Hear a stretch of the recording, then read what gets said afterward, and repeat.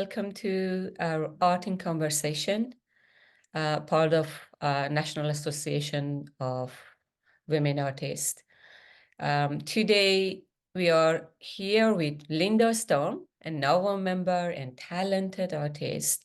We're going to talk about her artwork and her life and the magic she created with her beautiful artwork. Linda, welcome to our conversation. Thank you, Farrin. We are really glad that you accepted to be in our conversation and in our channel today. All right, so as usual, Linda, let's start with you, and you introduce yourself and walk us a little bit about your the way you becoming an artist and how you become interested in art and became an artist. Well, I was very young, probably before 6, when I came across an oil painting in progress, and I started smearing paint around. Dad wasn't too happy about that. Yeah. And then my stepdad, who came into my life when I was 12, brought art supplies and welcomed me to use as many as I'd like. And so that was my real start. And he also got me an art show when I was 14 in the New York. It's a suburb of Buffalo, where and the show sold out. So it inspired me to create more, and I was thrilled that people wanted to live with what I created. Yeah, that's really actually great feeling, I should say. So what type of art you most identify with today? What type of art you doing? My own art, my inspirations are music, nature, and myths. In regarding other people's art, I love all kinds of art. Why music? Are you a musician, and why you choose music in particular? Well, not a musician. Well, I play native flute, but it's not my primary source of creativity. I drum, but I am surrounded by musicians. I think music and art go hand in hand. And my husband and I are currently renovating an old adobe house in Santa Fe, New Mexico, to become the Stormhold, which will hold space for other creative people, including musicians and artists, but poets and dancers. And it will be for audiences up to 50 people. And music, I think, is it has many depths, feel, and I try to convey that in my art that depicts music. And why you choose math? Because you said music and math. What's about math that attracting you? I wanted to start painting goddesses since I was a child. I used to draw goddesses. I understand. Yeah. And you know, because you do that too. What about the goddesses? Is that their story or their creativity? The stories that I read as a child read goddess stories. I felt powerful within myself as a female girl. And I found that elsewhere. I didn't find it in the religion I was brought up to believe. I thought, women were lesser. And so bring that female energy into a higher form. And I started goddesses, not just the typical Greek Roman, but all over the world. And I so much depth that I wanted to share those stories. And some people 5,000 years later, like the Maya, still believe and revere their goddess Ixchel, who I also painted. But these are my goddess paintings are my interpretations. They are not reproduced. They are recreated with contemporary themes. Okay. So you taken subject, which is a goddesses from ancient time or different culture, and give it a contemporary touch, or like based on contemporary event or based on contemporary subject around us, you interpret it, right? It's usually a contemporary situation that inspires me to paint a goddess, Mm-hmm. because things are almost like prayers. They are Mm-hmm. definitely questions. Yeah, so for example, this one, she makes land. Which culture this painting came from, and what goddesses is she? My son-in-law is Hawaiian, and we were invited to go and meet his family in Maui. Mm-hmm. And we went up to Haleakala, the mountain that created that island, at sunrise. And the workers, the rangers who were working there, were all Native Hawaiian people, and they burst into song. And they greeted the sunrise traditionally. And I was also told by family members not to take any of the lava because it's sacred to the island. So no keepsakes of lava. And Okay. I couldn't get that out of my mind. That was so beautiful. It was an ultimate connection to a female creating the earth. And that female is Pele. She's the Hawaiian goddess that created that island, and all the islands actually. Mm-hmm. Um, my painting, I started her. I wanted all my goddess figures to be gray, as if they're stone sculptures, ancient. Mm-hmm. Sometimes in them, survivors, and I didn't want to. Also, I didn't want to impart a flesh tone, because I think that divides more than connects. So, some situations. Mm-hmm. Uh, anyway, here she is. It just appeared. I painted her, and my paintings, when I create, I start with a sketch, but then I deviate from it, because my it's like my hand just paints on its own. It's like my mind is thinking in my hand. I trust my hand. It's all connected to convey my To do story. what it your brain lit it, right? Your brain kind of like a machine lit your hand. Well, And in a not it's not just that. It's not just mechanics.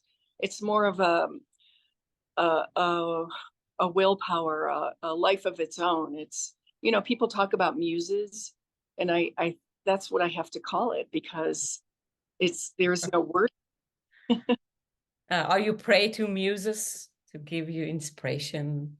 Oh, I muses, like, give me inspiration. My I think I try to feel gratitude daily, and I feel gratitude for that ability and that feeling, and that I can create something that people live with, and that Mm-hmm. people want to look at. And to me, my paintings are like, I tell people, they're like kittens and puppies. They're precious. I can't just let them go to anywhere. Yeah, I understand, right? I mean, they are like your kids, in the sense when you create something. What medium you use often for your painting? This one is a combination. The background is a combination of oil and acrylics, and um, and then the rest is acrylic. Okay. I used mica in this, which is a volcanic byproduct. Yeah, that's understand. So, I mean, I know this. I saw a image of it. I mean, it's quite large. So something like this, how long it takes for you? I mean, of course, you do some study before because you have to know your character, right? Yeah, And, I mean, it permeates my dreams when I'm thinking subject to paint, especially a goddess. It's I dream about her. I read about her daily. I look Mhm. at images. Things inspire me that I don't expect, and so when I start painting, it's very meticulous. I'll change the body over a little more, an inch maybe, after I get it almost complete. It's a process that I cannot put into time. Exactly. And are you use a model, or you use like mostly images or imagery of that character?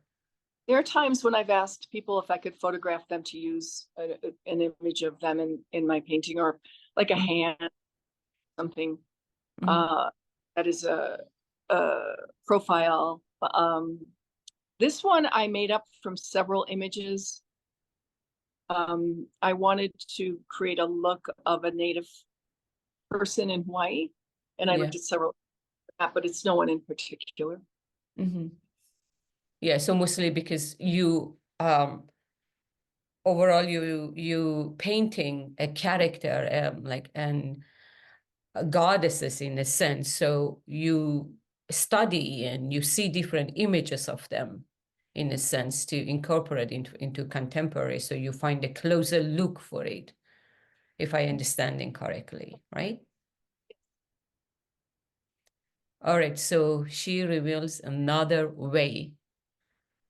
Who is she? She recent paintings, and she's behind me. I'm actually shipping her to a museum. She was just accepted into a show in the Mazer Museum in Louisiana, Mm-hmm. and I'm thrilled about that. She was motivated by Ukrainian women who've been embroidering. Well, Go ahead. she's 24 by 36 or Mm-hmm. 36 by 24, 36 Mm-hmm. tall. They're a group of Ukrainian women who've been embroidering goddess figures in a traditional embroidery way onto cloth, and they are prayers for peace. They are, Mm-hmm.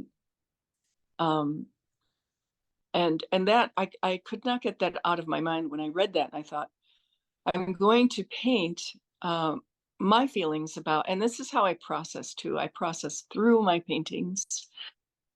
War in Ukraine, war everywhere is just horrible. Mm-hmm. And there has to be another way. And Mm-hmm. so, about that, she reveals another way. So, she's based on a Ukrainian goddess, Beregnya, Mm-hmm. and my style, once again, mostly a surrealistic style. And to me, chess is also a game that is about war, about winning and losing. Mm-hmm. Feel that if we thought differently about life instead of who wins and who loses, or I'm winning, you're losing, we would have a whole different perspective. And this painting is kind of about that. The curtains open and show a new perspective. And one thing that was many fields were destroyed. Many sunflower fields were destroyed in Ukraine from the bombing. And that's where most of the world gets their sunflower oil from. Mm-hmm. And they also grow grapes. And I had no idea until I did the research. And grapes are so significant in so many cultures. Mm-hmm. They're the way they morph into wine. And, Yeah. it's um, a sacred plant. And the chess pieces are there. Some are in different positions. Some are leaving to go behind the curtain into the field. And it's just people see, I can explain my art, which I really don't like to do because I discovered that people will see what they see with their own brain when they look at my art and their Mm-hmm. own feelings. They process it their own way. So that's as far as I'll go with that piece. But always it help, I mean, a tiny hint, like a title or something. I understand people interpret it the way they want Yes. and create their own meaning. Uh, but a hint, like just a title, right? She reveals another way. I mean, this actually, the title doesn't reveal much until um, you explain it. So based on which culture, I mean, when you add the culture, then okay, it makes sense and people can relate this, for example, to Ukraine or like, the environment, the symbology Ukraine and, you know, different element within them. Yeah, I mean, I agree with you. People observe it and interpret it differently. But yeah, it's little help, little push, make their observation kind of helpful in their observation and in their interpretation, and also to see it differently. So when you explained it, I understand and I can, you know, see all the element behind this piece. I mean, it's just a tiny explanation Yeah, within the work. So the, mu- makes a lot of sense. the museum asked me to write a little statement to hang with the painting for the same reason you're explaining Yeah. it to know more. Yeah. Yeah, because then people can relate it to and understand why you paint this, why you choose this the particular figures or particular symbols within it. And that's very important. How you choose a figures? Like, for example, you choose your subject in your painting based on different situation, based on different event, based on different news, right? That's what inspired you to do your painting? For this particular one, Overall, like, you know, what inspired you? Your inspiration came, for example, from news. You turn on the TV as like conversation to start it. You turn on the TV and you hear the news or you read the news, and that's become a source of inspiration for you. yeah, a sense of powerlessness and frustration when I hear the news. There are some good news sites I follow. Mhm. You know, the musician from Talking Heads.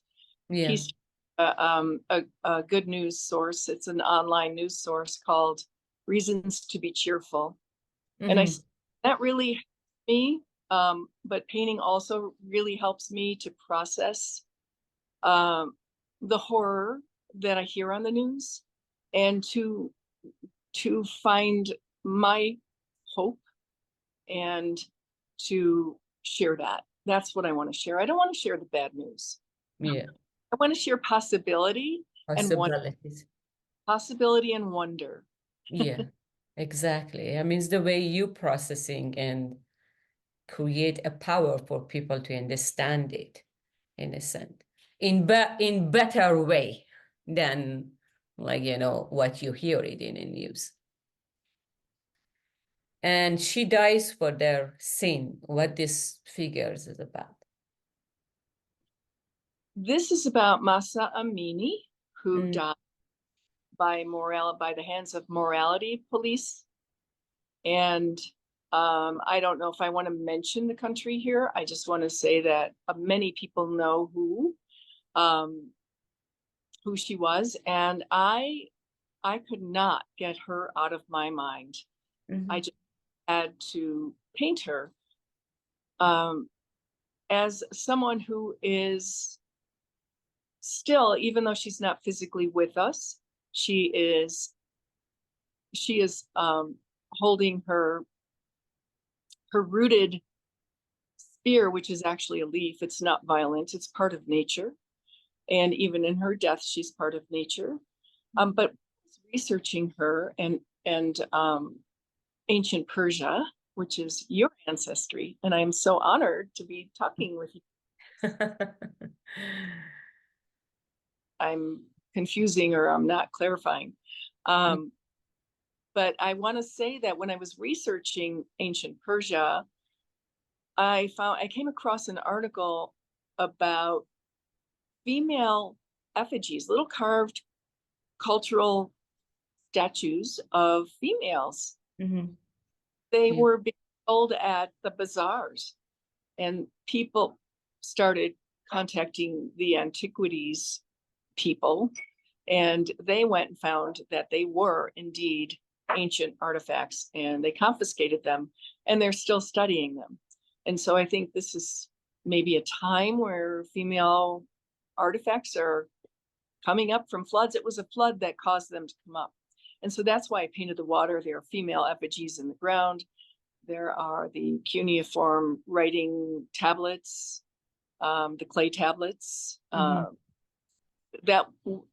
one they found was written about a woman who owned property and was divorced, and she had, in other words, she had the same equal rights as men.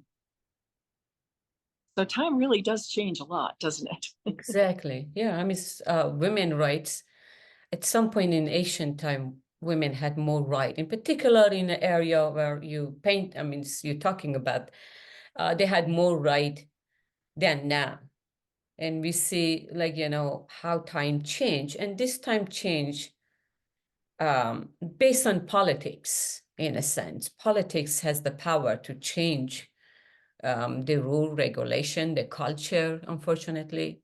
And really, I understand, I see the background you also included, the ancient and medieval. I mean, you see, you incorporated religious symbols, cultural symbols, geographical symbols, and you incorporate all into a form. And I see like nature in particular is huge part of your work because we are from nature, and culture and religion and all rule and regulation, when you dig in, has an environmental origin.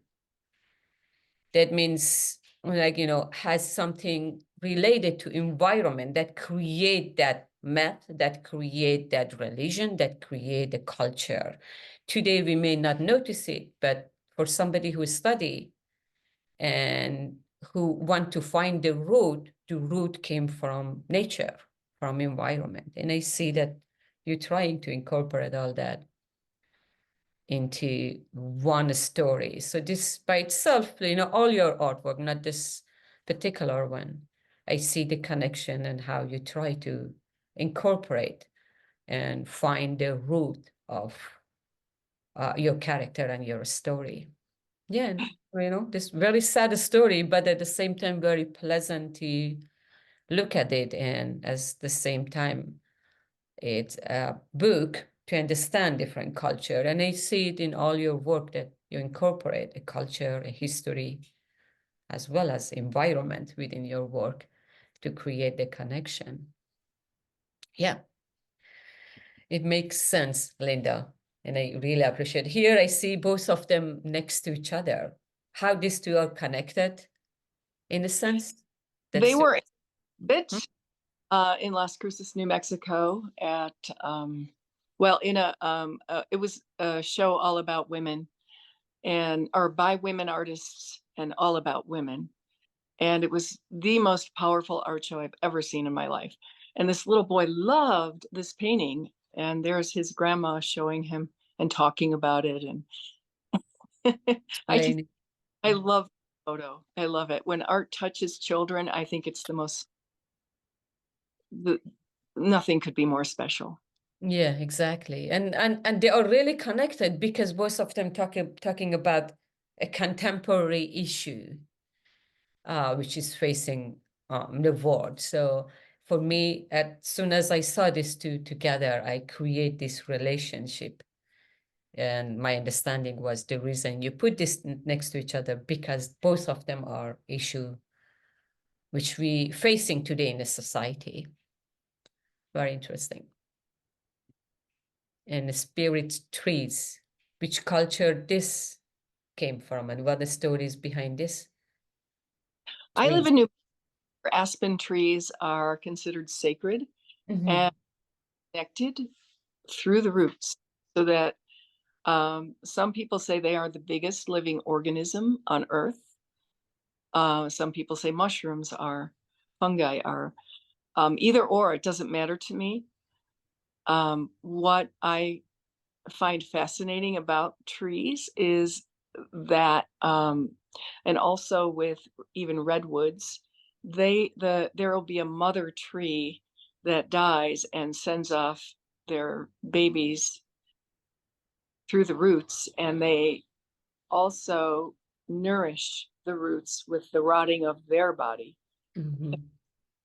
Trees, this painting, I started painting aspens as a solid form, and they I was working with a palette knife. I airbrushed the background, and then I worked with a palette knife, and I saw that I could see through, and I wasn't going to fill that in because I thought they looked like spirits that live on after the physical body of the tree is gone. And so it's kind of like another dimension of trees. And I like the simplicity of this. And Mm-hmm. it's just a really peaceful painting for me. And also the meaning, the spirits, again, the connection between nature and everything has a spirit, so the trees. And I see, I understand you said the dimension, and I see the cloud, which is almost the trees are above the cloud to perhaps explain the spirits or the size and the dimension of this tree. And, I mean, this is my, again, interpretation. I know you leave it to the observer to interpret it. That's the way I interpret it, to explain, when I say this title, the spirits, as well as the size of tree, which is explain why the cloud, or like, when trees almost are above the cloud, I guess. I think that's what you like, this Yeah, different interpretation of work. Is this the same series as your spirit tree, or the this is same tree?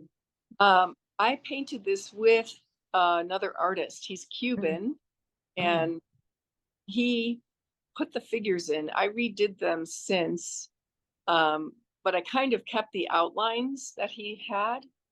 But I wasn't happy with the colors, so I changed them. So this is what it ultimately became a few months ago. And this one is really tall, 72 inches tall, Mm. and cryptic. And this is in the same vein, yes. Mhm. But from people nurturing, like spirits of people nurturing trees, nurturing nature. And this is what we are meant to be. So this has actually been a painting, which is, there are several layers. So first another artist paint the figures, and then you added the trees within those figures to create this connection between different spirits, spirits of human versus spirits of nature, which is they are become one in a sense. Yes, yes. How we are to relate to nature, ideally. Yeah, part of the nature. And what Yep. are those tiny doorways or Dimensions. I like to, I and mean, how did spirits enter? oh, exactly. Very interesting. Yeah, and it is somehow like it is become a trace. And so the idea of we are from nature, or dust to dust, even in religion mention it, right? So you want them to explain that we back to our origin in a sense as part of the spirit. Mm. And I see there is egg and nest here. It's a new life, new beginning. Yes. Yeah. And indoor painting.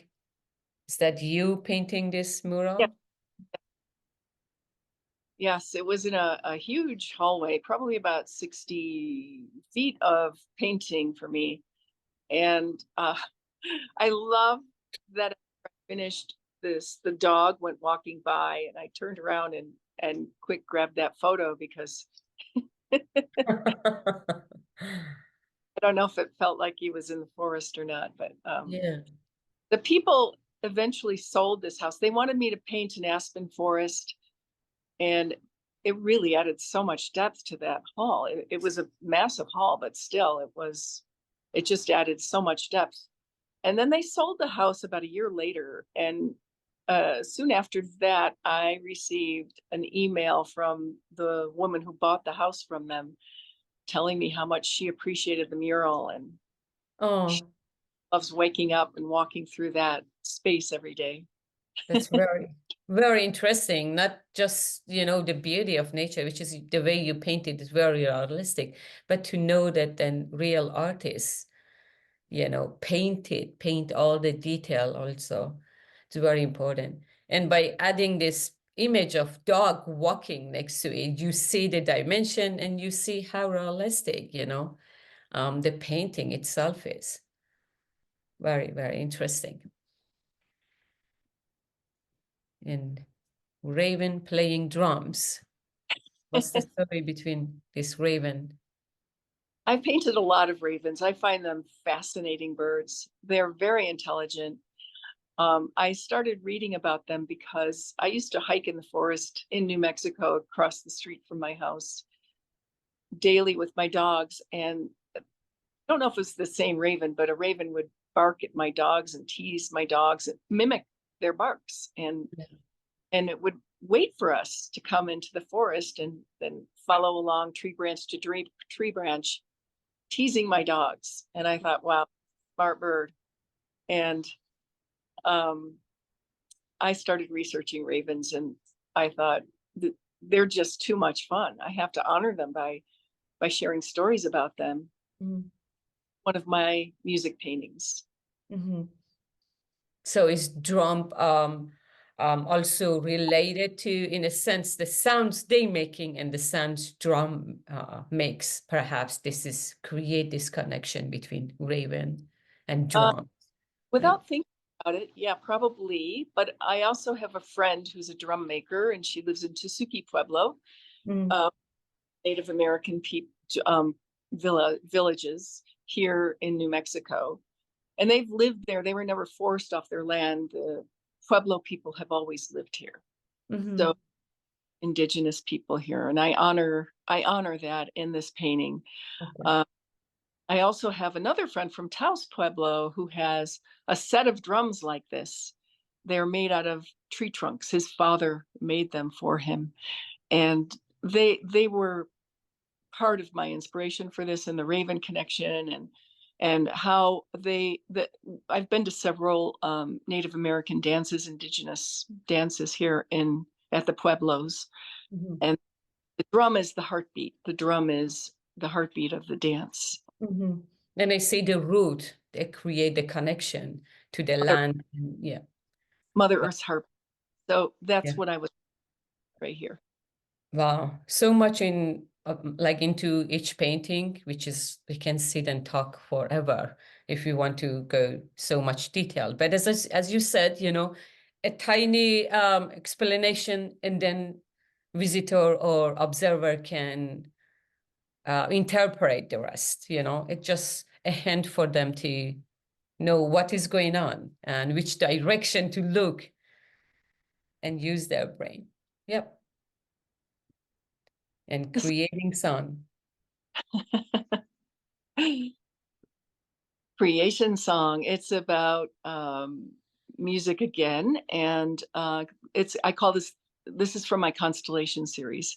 And she's creating the universe, this constellation, with her flute, just like we all create our own universes with our breath. Yeah, exactly. So we are all creator in a sense. I know we are out of our time, so just want to fast forward some of your painting, and I know the connection of music, but I really was interested to also know about your map making and know why you incorporate map. I feel like birds, especially, are always looking at humans from above and wondering, what do they see? Do they see all this craziness we're creating here? Pretty much that's it. I want to say a final thing here that I hope I can share with you. My paintings are parables about how beliefs affect gender roles, social structures, and political power, and our visual conversations about the restoration of balance. So you're creating a balance within our self and within our society as well as our nature. Maybe I'm creating that in me, but I can't create anybody else. Yeah, but you're trying, to create something that convey that meaning of balance. Wow, very interesting. And I know, Linda, your work are each one, it's a book, and we can sit here and talk forever about different element and different symbols. But as you mentioned, we help observer and we help other people who see the work. Just give them a smaller clue and they can interpret it the way you want. And Linda has this beautiful website and very easy to navigate all the information and also contact information, which, you can reach out and, ask question and see more of her beautiful, magical world. I should call it, Linda. Do you have any last word before we finalize our conversation? No, I just want to thank you so much. And I look forward to seeing you in the future and sharing more conversation. Thank you very much, Linda. It was really a pleasure and honor to have this conversation. And thank you for sharing your magical world with us. Have a great day. Thank you.